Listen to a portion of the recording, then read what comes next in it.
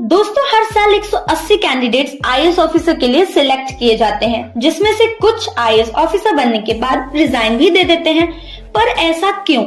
दरअसल कई सालों तक पढ़ने और मेंटल स्ट्रगल के बाद एक आईएएस की स्टार्टिंग सैलरी 56,000 की ही होती है और 10 साल के एक्सपीरियंस के बाद ये सैलरी बढ़कर 78,000 तक ही जाती है।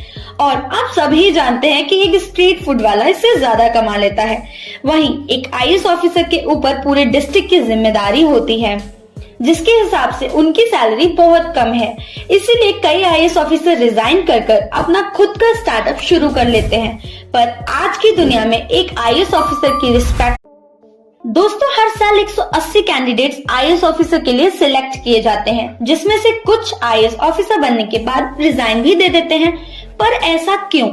दरअसल कई सालों तक पढ़ने और मेंटल स्ट्रगल के बाद एक आईएएस की स्टार्टिंग सैलरी 56,000 की ही होती है और 10 साल के एक्सपीरियंस के बाद ये सैलरी बढ़कर 78,000 तक ही जाती है।